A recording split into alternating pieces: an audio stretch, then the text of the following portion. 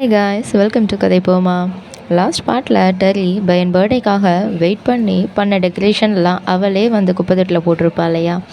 ஏனே என்ன நடக்குது அப்படிங்கிறத இந்த பார்ட்டில் கன்டினியூ பண்ணலாம். சீனில் இப்படி ஒரு அரேஞ்ச் மேரேஜ் ஏன் பண்ணணும், அதுக்கான ரீசனை வந்து காட்டுறாங்க.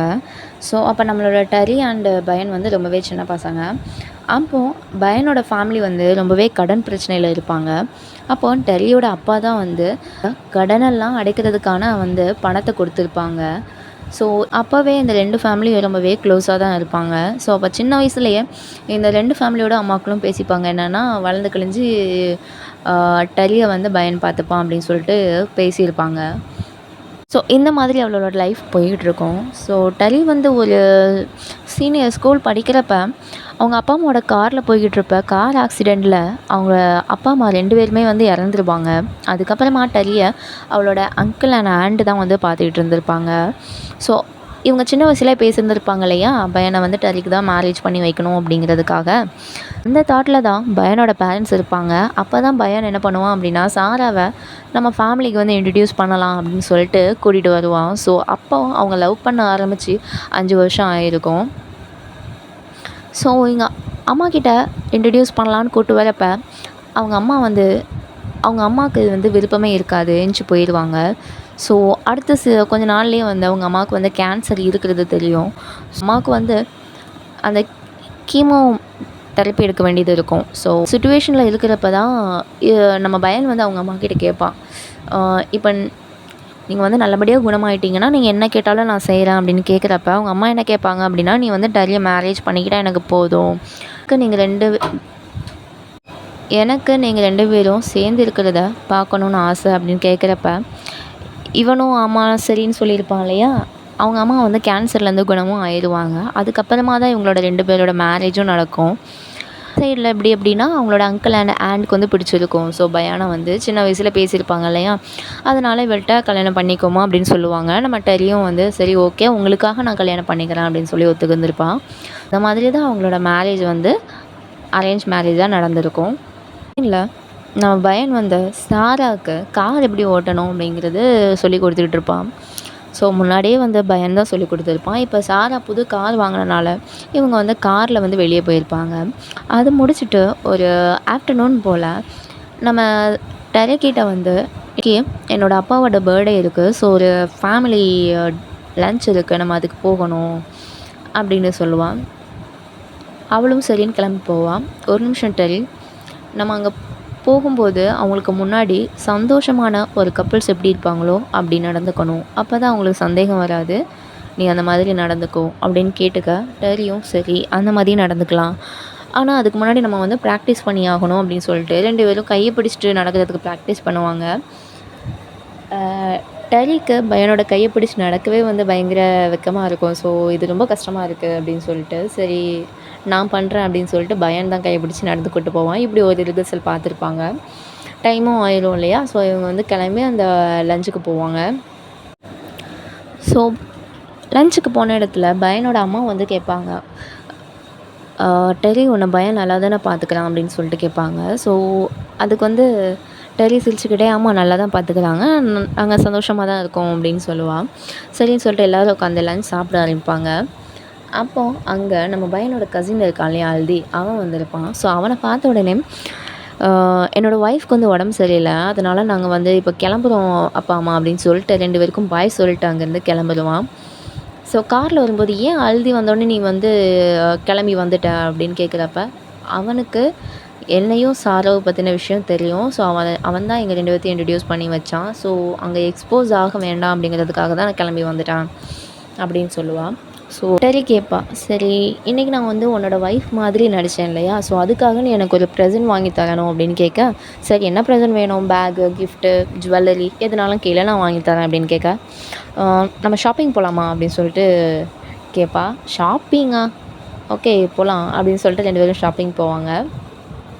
அந்த ஷாப்பிங் முடிச்சுட்டு இப்போது டின்னர் வந்து போனால் நல்லாயிருக்கும் இல்லையா, அதுவும் எனக்கு இந்த ஃபுட்டை இப்போது ஸ்பெசிஃபிக்காக சாப்பிடும் போல் இருக்குது, நம்ம போகலாம் அப்படின்னு சொல்லிட்டு கேட்க, சரி நீ வந்து ஃபர்ஸ்ட் டின்னருக்கு போ, நான் வாங்கின க்ராசரிஸ்லாம் காரில் வச்சுட்டு வந்துடுறேன் அப்படின்னு சொல்லிட்டு போவான். நம்மளோட டரியும் வந்து என்ன பண்ணுவான் அப்படின்னா, ரெஸ்டாரண்ட்டில் வந்து ஆர்டர்லாம் பண்ணிவிட்டு பயானுக்காக வெயிட் பண்ணிக்கிட்டு இருப்பான். அப்படியே சீனை அங்கே கட் பண்ணால் இந்த சைடு பயான் ஒரு கார்காரங்கிட்ட திட்டு வாங்கிட்டு இருப்பான். ஸோ இப்படி என் காரை டேமேஜ் பண்ணியிருக்கீங்க, அறிவே கிடையாது, ஓட தெரியாதவங்களுக்கு எது கார் கொடுக்குறீங்க அப்படின்னு சொல்லிட்டு பார்த்தா நம்ம சாரா இருப்பா இல்லையா, அவளுக்கு வந்து அந்தளவுக்கு ப்ரோ டிரைவர் கிடையாது. ஸோ இப்போ தான் பழகியிருப்பா இல்லையா, அதனால் ஒரு காரில் கொண்டு விட்டுருவா. ஸோ அந்த இடத்துல இருந்து பயான் தான் பேசி அவங்கள வந்து அமுச்சு வைக்கிறாங்க. அப்படியே நம்ம சாப்பிட போகலாம் அப்படின்னு சொல்லிட்டு இவங்க 2 பேரும் டின்னருக்கு போய் இவங்க உட்காந்து டைம் ஸ்பெண்ட் பண்ணிகிட்டு இருப்பாங்க. அங்கே டரி இவனுக்காக வெயிட் பண்ணி கடையில் உள்ள கஸ்டமர்ஸ் எல்லாருமே கிளம்பிடுவாங்க. கடையை க்ளோஸ் பண்ண டைம் ஆச்சு மேம் அப்படின்னு ஒரு வெயிட்ரஸ் வந்து சொல்ல, அங்கே அவளுக்கு என்ன பண்ணனே தெரியாது, பயங்கரமாக உட்காந்து அழ ஆரம்பிச்சிருவா. அப்படியே பயானுக்கு கால் பண்ணேன். பயான் எங்கே இருக்க, நான் ஆல்ரெடி ரெஸ்டாரண்ட்டில் தான் இருக்கேன் அப்படின்னு சொல்கிறப்ப, இல்லை சாரா எனக்கு கால் பண்ணா, அவளுக்கு நான் இப்போ தேவை, அதனால் நீ டின்னரில் தனியாக சாப்பிடு ஓகே அப்படின்னு சொல்லிட்டு வச்சுருவான். ஸோ அன்றைக்கி நைட்டு பயான் வீட்டுக்கு வந்த உடனே, நீ சாராவை இனிமேல் பார்க்கக்கூடாது அப்படின்னு சொல்லிட்டு டரி வந்து சண்டை போட ஆரம்பிக்கான். நீ என்ன வேணாலும் பண்ணமோ பண்ணிக்கோ, இப்போவே உனக்கு டிவோர்ஸ் வேணும்னா கோர்ட்டில் போய் பேப்பர்ஸாக ஃபைல் பண்ணு, எனக்கு கவலையே கிடையாது அப்படின்னு சொல்லிட்டு அங்கேருந்து பயான் கிளம்பிடுவான். அடுத்த நாள் காலையில் பயான் வந்து சாக்கர் விளையாட கிளம்புவான். ஸோ அவனோட வீக்கெண்டில் அப்போ டரி சொல்லுவாள், இன்றைக்கி நீங்கள் விளையாட போகாதீங்க, என்னோடய அங்கிள் அண்ட் ஆண்ட் வந்து பார்க்க வராங்க அப்படின்னு சொல்ல, உன்னோட அங்கிளும் ஆண்ட்டும் பார்க்க வராங்கன்னா அதுக்கு நான்லாம் பொறுப்பாக முடியாது, நான் கிளம்புறேன் அப்படின்னு சொல்லிட்டு கதவு திறக்க போவாங்க. கரெக்டாக அந்த டைமில் அந்த அங்கிள் ஆண்ட்டும் வந்து வந்துடுவாங்க. ஸோ வாங்க அத்தை மாமா அப்படின்னு சொல்லிட்டு 2 பேரையும் உள்ளே கூப்பிட்டு 2 பேரும் கவனிப்பாங்க. அவங்க என்ன பிளானில் அவங்க வந்திருப்பாங்க அப்படின்னா, இன்றைக்கி ஒரு நாள் வந்து இங்கே தங்கிட்டு போகலாம் அப்படின்னு சொல்லிட்டு ஒரு பிளானில் வந்திருப்பாங்க. இங்கே தான் நம்மளோட டரியோட திங்ஸ் எல்லாம் கெஸ்ட் ரூமில் இருக்கும் இல்லையா, ஸோ இதை பார்த்தா வந்து பிரச்சனை ஆயிரும் அப்படின்னு சொல்லிட்டு டரியை நீ வந்து பேச்சு கொடுத்துக்கிட்டே இரு, நான் அதுக்குள்ளே உன் திங்ஸ் எல்லாம் மாற்றிடுறேன் அப்படின்னு சொல்லிட்டு பிளான் பண்ணுவாங்க. அதே மாதிரி டரியும் வந்து அங்கிள்கிட்டையும் ஆண்ட்டுக்கிட்டேயும் பேசிக்கிட்டு இருப்பான். ஸோ அந்த டைமில் என்ன பண்ணுவானா, பயான் வந்து கீழே இருக்க டரி ரூமில் இருக்கக்கூடிய திங்ஸ் எல்லாத்தையும் எடுத்து அவனோட ரூமில் வந்து ஷிஃப்ட் பண்ணிடுவான். அப்புறம் எல்லோரும் உட்காந்து லஞ்ச் சாப்பிட ஆரம்பிப்பாங்க. அப்போ தான் ஃபர்ஸ்ட் டைம் வந்து பயான் வந்து டரியோட குக்கிங் வந்து சாப்பிட்டு பார்ப்பான். ரொம்பவே நல்லாயிருக்கும். சாப்பிட்டு முடிச்சுட்டு டரி வந்து ஆண்ட்டுக்கு வந்து ரூமை சுற்றி காட்டுவான்.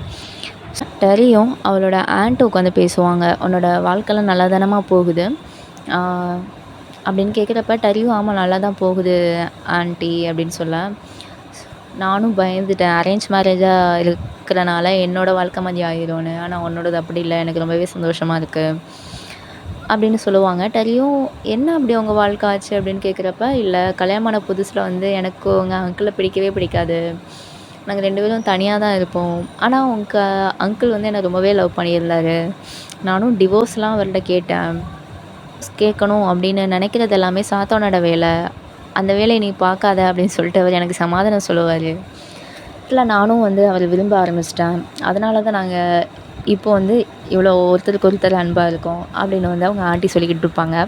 இதே நேரத்தில் வெளியே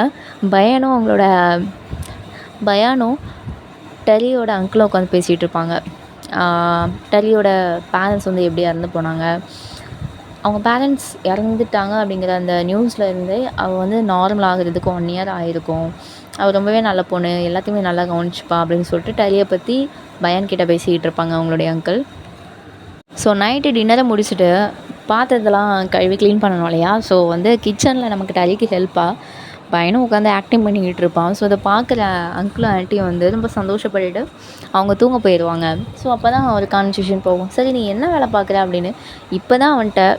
இப்போ தான் டரியை பற்றின ஒரு கேள்வி அவன் கேட்பான், நீ என்ன வேலை பார்க்குற அப்படின்னு சொல்லிட்டு. இல்லை நான் வந்து ஃப்ரோசன் ஃபுட்ஸ் வந்து விற்கிறேன், அந்த பிஸ்னஸ் பார்க்குறேன் அப்படின்னு சொல்கிறப்போ, ஓகே அதில் மந்த்லி எவ்வளோ கிடைக்கும் அப்படின்னு கேட்குறப்ப, இது வந்து சேல்ஸு, அதனால் நான் வந்து ஷியோராக சொல்ல முடியாது இல்லையா, ஓகே ஒரு ஆவரேஜாக சொல்லு அப்படின்னு கேட்குறப்ப, ஒரு மந்த்லி 700 கிடைக்கும். ஓ 700,000 கிடைக்குமா, இல்லை 700 மில்லியன்ஸ் கிடைக்கும். என்னது மந்த்லி 700 மில்லியன்ஸா, ஆமாம் 700 மில்லியன்ஸ். அப்போ ஏன் நீ அந்த ஓட்டக்காரை வச்சுருக்க, புதுசாக வாங்கிடலாமே. ஏன் நான் வாங்கணும், அது ஒரு வருஷம் நான் சேர்த்து வச்ச காசில் வாங்கினது அப்படின்னு சொல்லிட்டு சின்ன சின்ன விஷயங்கள் வந்து பேசிக்கிட்டு இருப்பாங்க. சரி எல்லா வேலையும் முடிச்சுட்டு இவ தூங்க போகலாம் அப்படின்னு சொல்லிட்டு நார்மலாக எப்போவும் அவ ரூமுக்கு போவா இல்லையா, அங்கே ஓப்பன் பண்ணிடுவா. பார்த்தா அங்கே தான் அங்கிள் அண்ட் ஆண்ட்டு தூங்கிட்டு இருப்பாங்க. சரின்னு சொல்லிட்டு மேலே போனால் நம்ம பயன் வந்து ஒரு சைடாக தூங்கிட்டு இருப்பான். டெரியும் கொஞ்சம் ஆக்வர்டாக தான் இருக்கும். பட் வந்து அங்கேயே படுத்து அன்றைக்கி நைட் தூங்கிடுவான். நாள் காலையில் தொழுகைக்காக எழுப்பி விட, நீ ஏன் ரூமில் என்ன பண்ணுற?